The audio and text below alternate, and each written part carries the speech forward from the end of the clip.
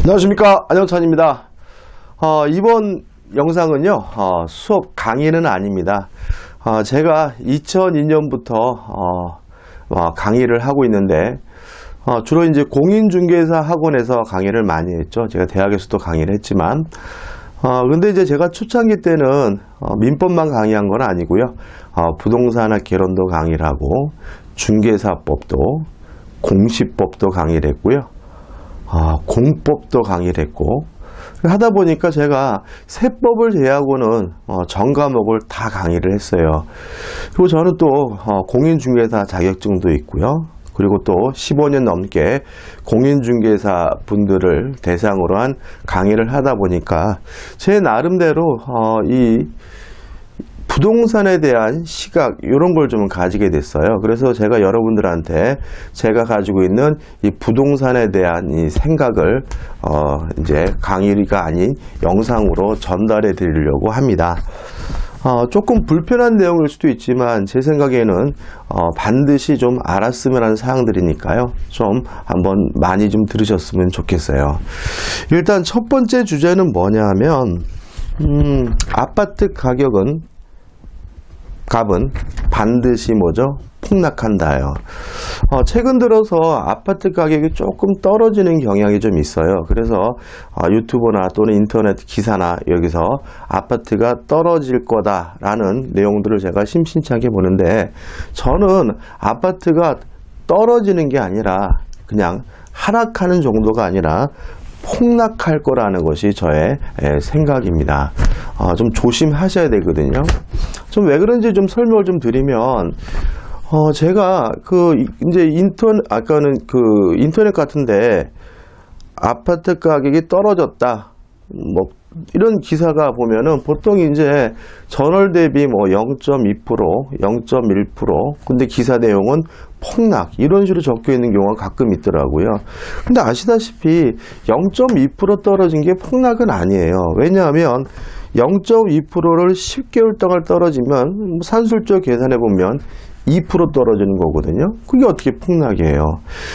근데 이제 댓글 같은 거 보면은 이제 베스트 댓글 보면은 이제 이런 분들이 있더라고요. 이거는 아파트 가격이 폭락하고 떨어지는 것이 아니라 아파트 가격이 정상화되는 과정이다, 이런 말씀을 쓰시고, 우리는 그동안 아파트 가격이 대단히 높았다, 비정상적이다, 그러니까 아파트 가격이 떨어지는 것은 폭락이고 그것이 정상화되는 과정이지 비정상은 아니다, 이런 식으로 댓글을 쓰면 그게 베스트 댓글로 이렇게 올라가고 그러더라고요.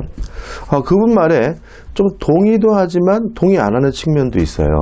일단은 저는 과거에 최순실 사태가 벌어졌을 때, 최순실 씨의 국정농단 사태가 벌어졌을 때 뭐 아주 충격적인 내용이 많았죠. 근데 제 내리속에 가장 이렇게 뭐랄까요, 좀 이렇게 천둥 번개처럼 빵 때리는 게 있었는데, 여러분 알다시피 최순실 씨가 독일에서 호텔을 구입하게 됩니다. 독일에서 호텔을 구입했는데 그 호텔이 객실이 20개고요. 레스토랑도 있고 그 다음에 주차장도 있는 꽤 규모가 큰 호텔인데 그거를 5억 2천만 원에 구입했다라는 게 보도가 되더라고요. 전 충격이었어요. 5억 2천 가지고는요, 우리나라에서는 지방에 모텔도 사기 힘든 돈이거든요. 그러니까 제가 옆에서 보고 있다가 우리 다 정리하고 독일 가서 호텔 한번 해볼까, 이렇게 농담 같은 말을 하더라고요. 지금 강남에 있는 아파트들은 뭐 20억이 넘는 아파트가 굉장히 많습니다. 새로 재개발해서 분양되는 아파트도 17억, 18억 이 정도거든요. 그럼 만약에 아파트 가격이 20억이면은 독일에 있는 20개 객실에 있는 호텔을 4개를 구입할 수 있다. 이건 뭔가 굉장히 비정상이거든요. 제가 지금 최순실이가 구입한 아파트가 캄보디아나 미얀마 같은 저개발 국가에서 구입한 게 아니고요. 뭐죠? 독일, 우리보다 훨씬 잘 사는 독일에서 구입한 거거든요. 제가 독일을 그래도 한 4번 정도 가본 것 같은데, 갈 때마다 느끼는 거지만, 참 살기 좋아 보인다. 쾌적하다 이런 느낌이 드는데 그 독일에 있는 호텔 가격도 5억 2천인데 우리는 이 아파트가 도대체 왜 이렇게 비싼가? 다시 말하면 우리 아파트 가격은 정상은 아니에요. 그죠? 그러면 아파트 가격이 떨어지는 것이 정상인가? 근데 문제가 뭐냐면 떨어지는 정도가 아니라 앞으로 뭐죠? 폭락할 거라는 것에서 문제점이 심각하다는 거죠. 자, 우리는요, 제가 이제 53세입니다. 근데 저희 또래는 형제들이 굉장히 많아요. 저희는 3남매여가지고 다른 집보다 전 적은 편이었고요. 기본적으로 5남매, 6남매, 7남매가 보통이거든요. 뭐 대학 동창들도 뭐 9남매 있는 친구도 있단 말이죠. 그때는 뭐 굉장히 많이 나셨어요. 자, 왜 우리가 그동안 아파트 가격이 올랐는지에 대해 설명을 드리고자 하는데, 자, 이 그래프를 한번 볼까요? 지금 이게 최근 아파트 주택 매매 가격 증가율 추이 통계청에서 제가 뽑은 건데, 보시면 2012년도에 조금 떨어지는 듯 했지만 지금 2018년도에는 거의 뭐죠? 정점을 이루고 있습니다. 특색은 있어요. 뭐냐면 요 주황색은 지방이고 요 나머지 세 개는 수도권이거든요. 보시면 2010년도에 지방에 굉장히 아파트가 많이 급등을 했었고요. 그 다음에 2018년도에는 수도권 지역은 이 세 개입니다. 수도권 지역은 아파트가 대단히 많이 올랐는데 정점을 찍고 있는데 지방은 뭐죠? 좀 떨어져 있는 걸 알 수가 있고 떨어진 것도 아니죠. 많이 안 오른 걸 알 수가 있죠. 그죠? 그래서 지방에 계시는 분들을 만나보면은 아파트 가격이 굉장히 많이 떨어졌다 이런 말씀을 하시고 뭐 수도권 지역도 뭐 떨어졌다 그러지만 실제로 보시다시피 떨어진 건 아니에요. 별채 없거나 좀 어떻게 더 올라간 상태거든요. 그럼 왜 지금까지 우리가 97년 IMF 이후에 계속해서 추세적으로 지금까지 아파트 가격이 계속 올라오고 있었거든요. 왜 이렇게 아파트가 올라왔느냐? 자, 이런 얘기입니다. 자, 아파트는 보통 20대, 30대가 구입하진 않아요. 보통 40대, 50대가 구입하는데 아까 말씀드린 40대, 50대는 형제들이 많아요.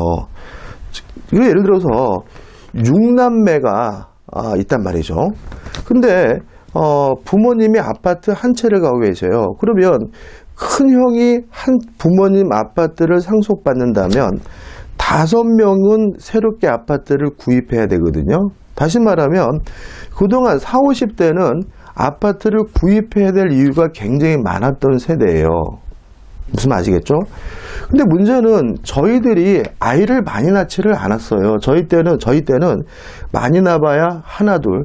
제 친구들은 대부분 하나밖에 안 낳았어요. 그러면 생각해 보자고요. 지금 이제 20대 또는 10대죠. 그럼 생각해 보자고요. 외동딸하고 외동아들하고 결혼을 했어요. 그러면 남자 입장에서 말씀드리면 친가 쪽에도 아버님, 어머니가 아파트 한 채를 가지고 계시고 처가 쪽에도 장인, 장모가 아파트 한 채를 가지고 있으니까 나중에 이 두 부부는 아파트 두 채를 상속받게 돼요. 그러면 결과적으로 굳이 아파트를 내가 꼭 구입해야 되겠다는 그런 동기가 아주 약해집니다. 그럼 어떤 특징이 있냐면 40대, 50대는 똑같은 인구라 하더라도 아파트를 구입해야 될 동기가 굉장히 강하고요. 똑같은 인구라 하더라도 20대, 30대 시대는 아파트를 구입해야 될 동기가 굉장히 약해지거든요.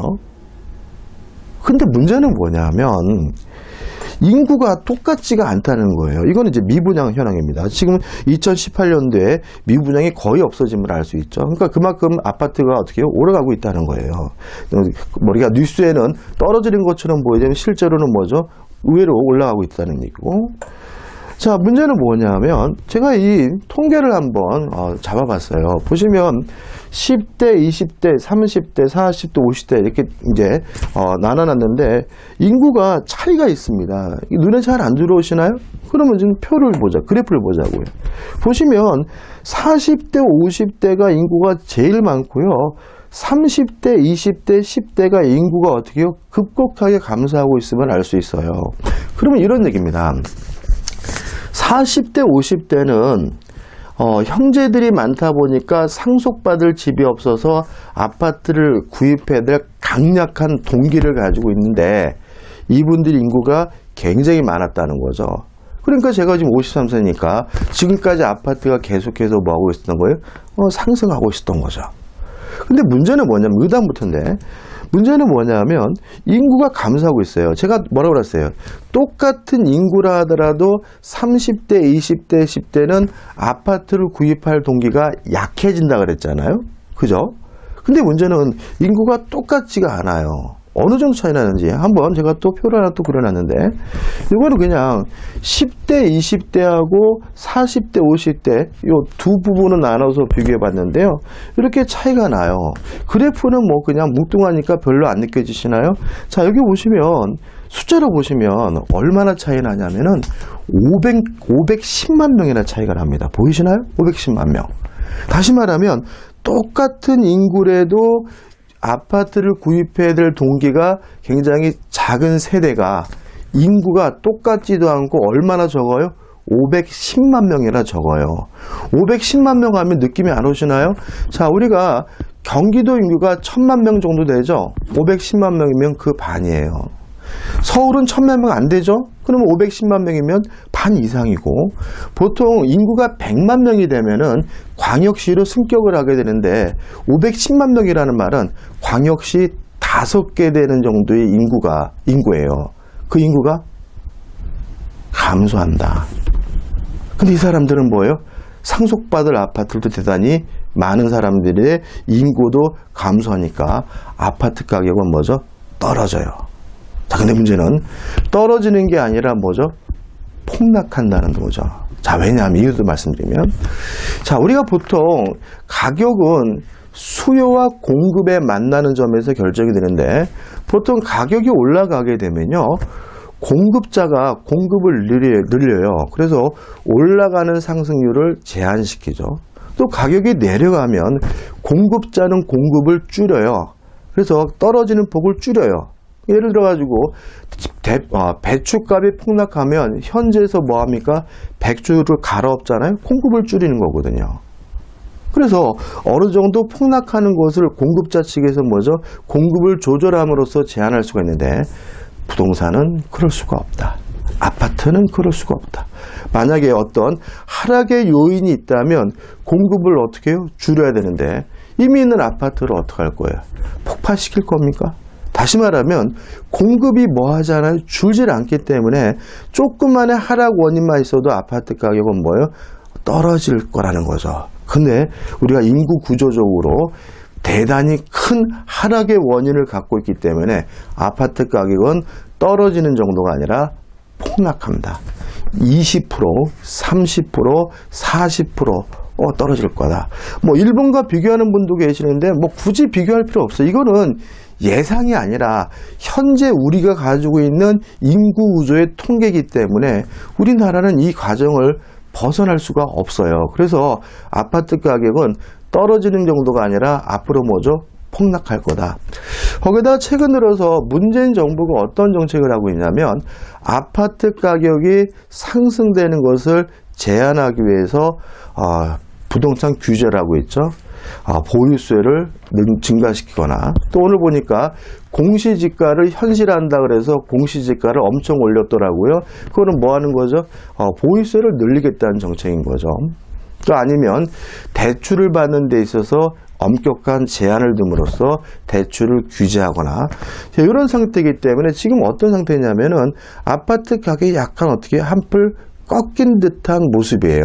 근데 제가 말씀드린 이러한 것들은 어떤 한 번의 계기가 주어지게 되면 폭발력을 발휘하기 때문에 제가 봤을 때는 얼마 안 있어서 아파트 가격이 가파르게 떨어지는 모습을 볼 수 있으실 거예요. 여기서 또 조심해야 될 게 있어요. 뭐냐 하면, 자, 우리가 항상 어떤 정부 정책이 뭐 부작용이 많은데, 특히 부동산에 관한 정부 정책은 부의 재편, 그러니까 양극화를 심화시키는 경우가 대단히 그동안 많았습니다. 특히 지금 제가 말씀드린 것처럼 이런 구조적 문제 때문에 아파트 가격이 대대적으로 떨어지거나 좀 심하게 떨어지는 듯한 느낌을 주게 되면 언론에서 어떻게 보도한 거죠? 아파트값 폭락, 뭐 문재인 정부 경제정책 실패, 또 여론도 어떻습니까? 큰일 났다, 이래가지고 우리 못 먹고 살겠다, 뭐 이런 식으로 여론이 형성이 되면 결국은 정부가 부동산 규제를 풀 수밖에 없어요. 푸는데 보유수를 낮춘다고 그건 효과가 미미해요. 뭐냐면 대출 규제를 완화할 수가 있는 거죠. 여기서 문제가 뭐가 발생하냐면 손바뀜 현상이 벌어지게 됩니다. 자, 이런 얘기입니다.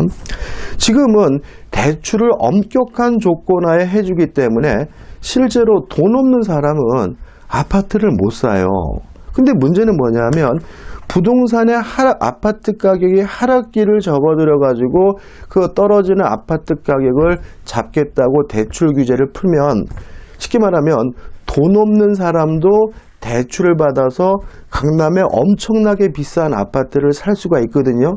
그럼 어떤 일이 발생하냐면 하락기에 돈 있는 사람은 아파트를 처분하고 자기의 부를 유지시키게 되는데, 돈 없는 사람이 대출을 받아서 무리해서 그 아파트를 사게 되면 결국 뭐죠? 더 아파트 가격이 떨어지면 그 사람이 가지고 있던 부가 누구한테 넘어가냐면 있는 사람에게 넘어가 버리는 거예요. 감 잡히시나요? 따라서 만약에 앞으로 정부의 어떤 정책이나 시장의 신호 때문에 단기적으로 아파트 가격이 좀 오르거나 아파트 거래가 활성화되거나 이런 모습이 있다 하더라도 절대로 추격해서 매수하시면 안 됩니다. 거기서 인생이 뭐죠? 쫑날 수가 있습니다. 좀 심한가요?